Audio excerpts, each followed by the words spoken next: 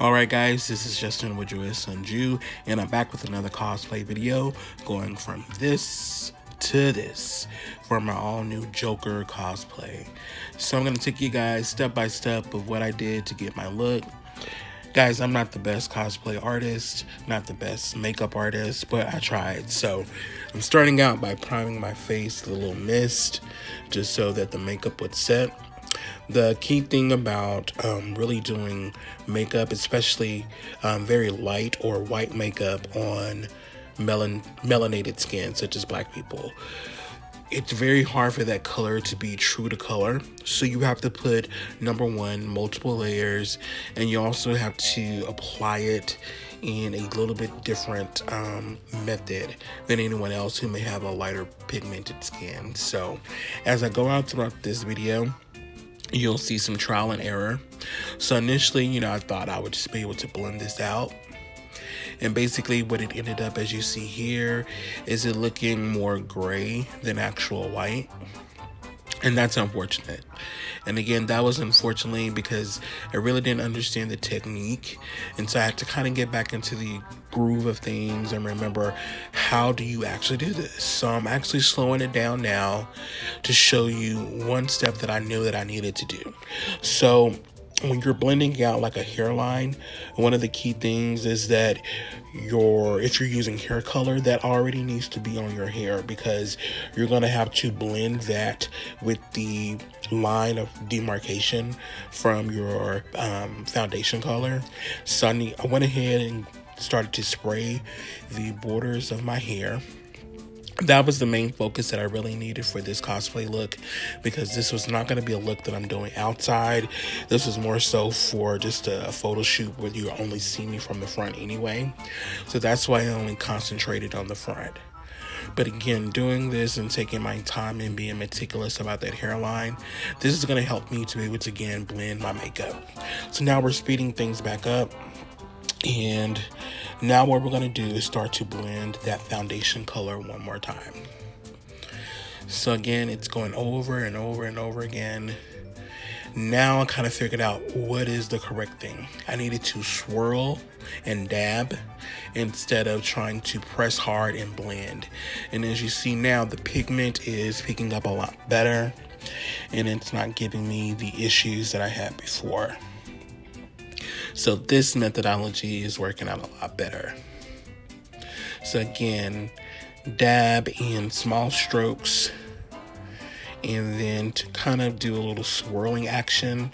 That swirling action really got me the better coverage. So you'll see that throughout the video. So I'm going to come back from time to time, kind of narrate certain parts. But as you see here, I really want you to notice the different techniques that I'm using as I trial and errored this particular piece.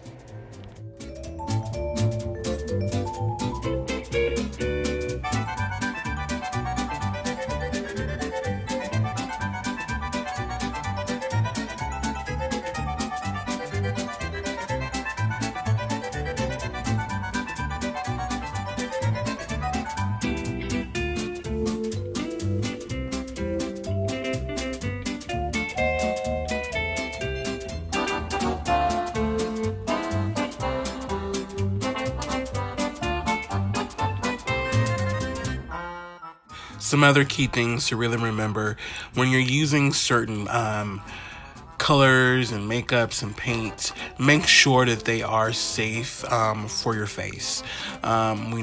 All makeup is not the same. Some are cheaper quality, some are more expensive. Make sure that, especially when you're doing makeup that is going to be directly around the eyes or around the mouth, make sure that it is a safe color to do so.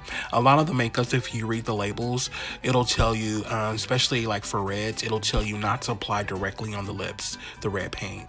I think it is because the pigments and dyes in it, it can cause staining.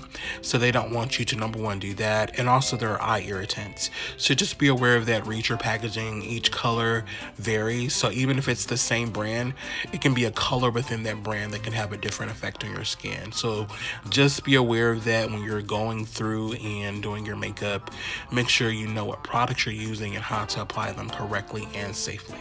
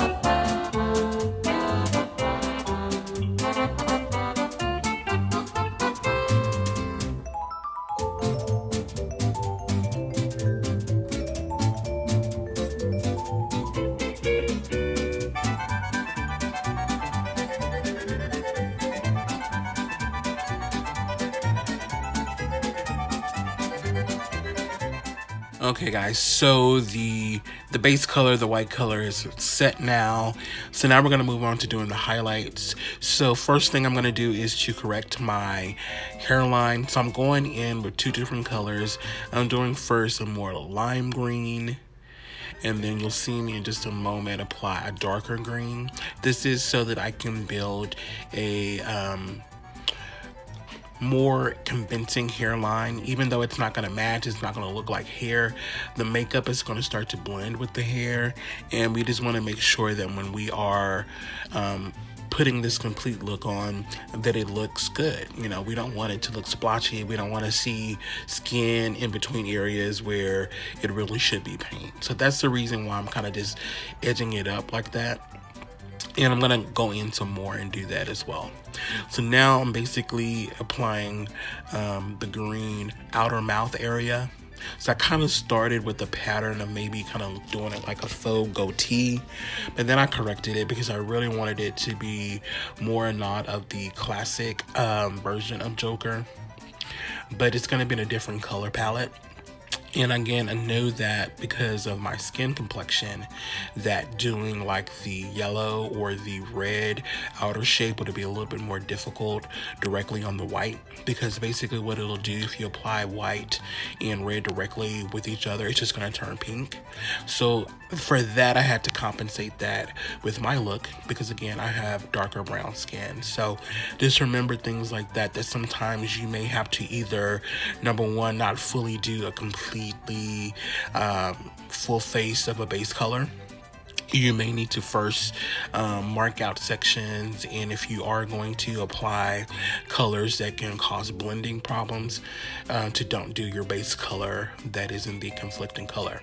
So here, as you see now, I am getting into character, and it really kind of scared me because playing Joker really does change your personality. So if you've heard of actors kind of going into this little mode when they turn into Joker, it literally happened for me, as you saw right there. Like, it just changed me in a quick little glitch.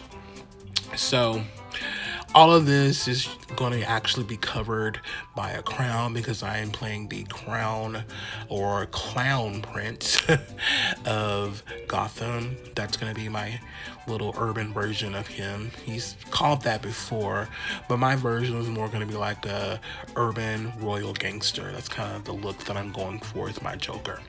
So here is I'm applying the eyebrows for my look. I'm doing them in red.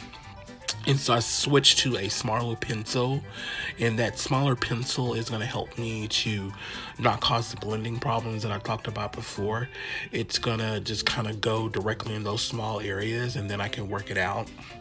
And so I make those big and chunky and cartoony.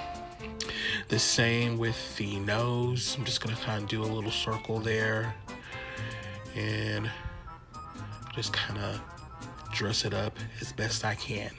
So for me, it really helped that I made certain faces, because it showed me the ways that I need to put the makeup in certain areas. Would this look realistic once I start to make the Joker faces and doing videos, doing, you know, the voice acting and the on-screen acting. So it's important to test it out when you're doing your cosplay makeup.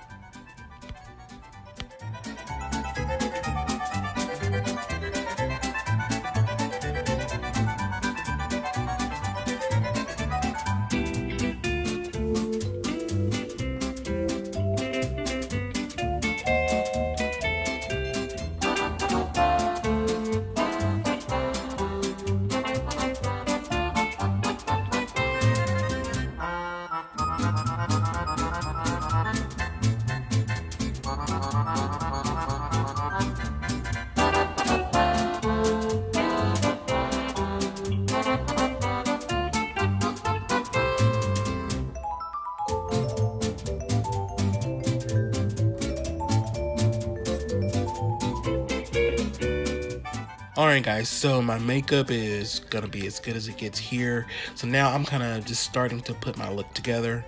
So I got my crown on and I'm gonna try on my Joker jacket. So the jacket was really cool. I really liked the jacket. I just didn't want the jacket with the vest. I think it kind of competed with it. So here, these are just some close-ups of me playing with the camera. And I kind of like the gangster look of just kind of being shirtless with the vest and the crown. So I hope you guys enjoyed this cosplay. I'm going to continue to do more cosplays on this channel. Thank you so much for your support, and I hope you like these finished pics I have at the end.